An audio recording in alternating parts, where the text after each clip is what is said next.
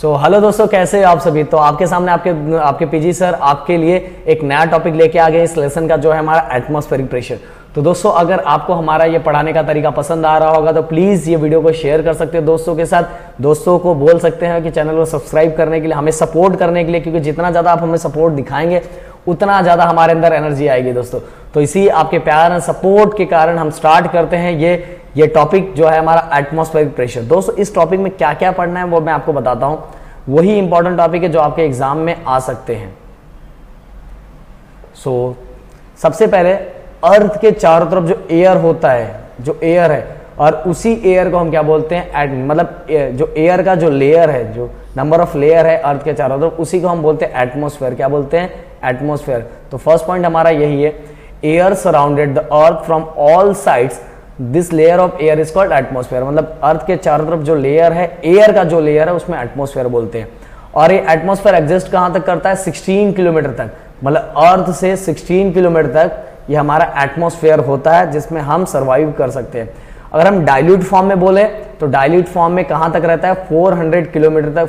400 kilometre तक हमारा atmosphere होता है डाइल्यूट फॉर्म में। ओके, मतलब धीरे धीरे आपको पता है, जैसे जैसे हम ऊपर जाते हैं धीरे धीरे जो होता है वो एटमॉस्फेयर धीरे धीरे कम होने लगता है। एटमॉस्फेयर धीरे धीरे कम होने लगता है। तो 16 किलोमीटर तक अच्छा खासा होता है। तो धीरे धीरे हम जैसे ऊपर बढ़ते जाएंगे तो वो डाइल्यूट होने लगता है, धीरे धीरे कम होने लगता है।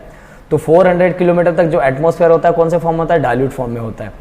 अब इस एयर के कारण जो एयर का जो लेयर है, इस एयर के कारण जो प्रेशर क्रिएट होता है, सब जितने लेयर है इनके कारण जो प्रेशर क्रिएट होता है उसको हम बोलते हैं atmospheric pressure. The pressure created due to air is called atmospheric pressure. Okay, तो और सी लेवल पे जो एयर प्रेशर होता है वो एयर प्रेशर कितना होता है? 1 एटमॉस्फेयर प्रेशर होता है। मतलब 1 एटमॉस्फेरिक प्रेशर कहां होता है? सी लेवल पे होता है। तो आप ये याद रखना। अब जैसे ही हम सी लेवल से ऊपर बढ़ने लगते हैं, जैसे ऊपर बढ़ने लगते हैं, मतलब कहने का मतलब जैसे हम अर्थ से ऊपर बढ़ने लगते हैं, एयर प्रेशर क्या हो जाएगा? डिक्रीज हो जाएगा।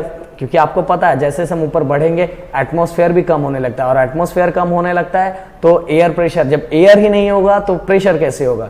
तो वैसे ही अर्थ से जैसे से ऊपर बढ़ेंगे तो एयर प्रेशर क्या होता है? डिक्रीज होने लगता है। तो air pressure decrease as one goes up in height from the sea level. Sea level से जैसे जैसे ऊपर जाने लगते हैं तो एयर प्रेशर क्या होता है? कम होने लगता है। अब यूनिट क्या है एटमॉस्फेरिक प्रेशर का? मैं एक बार इसको हटा देता हूं, फिर आपको क्लियरली समझेगा। यूनिट क्या है? एम बार मिली बार और हेक्टो पास्कल ऐसा यूज किया जाता है। तो ये दोनों याद रखो एटमॉस्फेरिक प्रेशर के लिए, मिली बार और हेक्टो पास्कल। ओके, और दोस्तों हर लेयर पे अगर मैं अगर इस लेयर की बात करूं तो इस पे जिस तरह से एयर प्रेशर क्रिएट करेगा, उसके हर पॉइंट पे वैसा ही प्रेशर क्रिएट करेगा। तो atmospheric pressure at a point in the air equal from all this side. Okay, her side पे सेम प्रेशर क्या करेगा? रिलीज करेगा, क्रिएट करेगा। तो बढ़ते हैं हम नेक्स्ट पॉइंट की तरफ। अब नेक्स्ट टॉपिक की तरफ। जो नेक्स्ट टॉपिक हमारा बॉयंट फोर्स। बॉयंट फोर्स मतलब क्या होता है दोस्तों? मान लो मेरे पास कोई भी फ्लूइड है, फ्लूइड में मैं लिक्विड ले लेता हूं, कोई भी लिक्विड है। इस लिक्विड के अंदर मैंने एक ऑब्जेक्ट को डीप किया, मतलब एक डुबाया। डुबाने के बाद लिक्विड एक फोर्स क्रिएट करेगा इस ऑब्जेक्ट के ऊपर, इसी को हम बोलेंगे बॉयंट फोर्स। इसी को हम क्या बोलते हैं? Buoyant force. मतलब किसी भी फ्लूइड के अंदर हम कोई भी ऑब्जेक्ट डालते हैं तो वो फ्लूइड उस ऑब्जेक्ट के ऊपर एक फोर्स क्रिएट करता है, वो फोर्स होता है हमारा बॉयंट फोर्स। तो वही तो दिया हुआ है। तो देखो ये अपवर्ड फोर्स है, ऊपर की तरफ इस ऑब्जेक्ट को ऊपर की तरफ फोर्स एक्ट कर रहा है। ऐसा हम यहाँ बना देते हैं। ये हो गया, ये हमारा, हमने एक लिक्विड के अंदर इसको डाल दिया तो ये ऊपर की तरफ क्या लगा रहा है? फोर्स लगा रहा है। The upward force acting on the object in a water और अदर फ्लूइड और gas is called buoyant force. When a object is dipped in a liquid, a buoyant force act on it and hence it appears that the object on the object is reduced, then that the weight of the object is reduced। कहने का मतलब कि अगर मैं किसी भी object को fluid के अंदर डालता हूं, लिक्विड के अंदर डालता हूं, तो इस फोर्स के कारण इस ऑब्जेक्ट का वेट क्या हो जाता है? रिड्यूस हो जाता है, कम हो जाता है। क्योंकि नीचे से ये फ्लूइड क्या लगा रहा है? बॉयंट फोर्स लगा रहा है। बॉयंट फोर्स लगाने के कारण इस ऑब्जेक्ट का वेट क्या हो जाता है? रिड्यूस हो जाता है। और बॉयंट फोर्स किस पे डिपेंड करता है? 2 फैक्टर पे डिपेंड करता है। पहला, अगर ऑब्जेक्ट का वॉल्यूम ज्यादा है, अगर वॉल्यूम ज्यादा है तो बॉयंट फोर्स भी ज्यादा होगा। दूसरा, अगर डेंसिटी ज्यादा है अगर लिक्विड की डेंसिटी ऑफ द लिक्विड, जो लिक्विड है, आपको पता जिस लिक्विड के अंदर मैंने ऑब्जेक्ट को डाला है, तो अगर लिक्विड की डेंसिटी ज्यादा होगी तो भी बॉइंट फोर्स क्या होगा, ज्यादा होगा। तो दोनों फैक्टर हो गए। तो buoyancy force is more if the volume of डीपिंग object is more. जो भी ऑब्जेक्ट हमने डीप किया हुआ है, अगर उसका वॉल्यूम ज्यादा, लेंथ ब्रेथ हाइट ज्यादा है, तो उस पे बॉइंट फोर्स भी क्या लगेगा, ज्यादा लगेगा।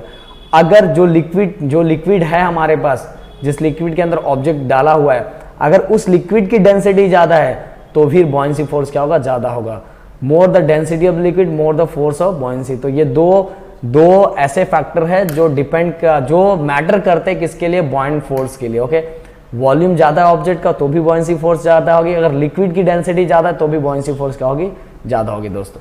तो इसी के साथ आज का ये दोनों टॉपिक मैंने कंप्लीट किया, एटमॉस्फेरिक प्रेशर और एटमॉस्फेयर और दूसरा बॉयंट फोर्स। तो दोस्तों अगर आपको इसका पीडीएफ चाहिए तो डिस्क्रिप्शन में टेलीग्राम का लिंक दिया हुआ है, वहां जाके आप ज्वाइन कर सकते हैं और वहां एक प्यारा सा मैसेज कर सकते हैं कि सर मैं आपका न्यू स्टूडेंट हूं, मुझे भी वो पीडीएफ चाहिए, तो हक से मांग सकते हैं दोस्तों। तो अगर आपको वीडियो पसंद आएगा तो प्लीज वीडियो को लाइक कर दें एंड चैनल को सब्सक्राइब कर दें। बाय बाय दोस्तों, थैंक यू सो मच।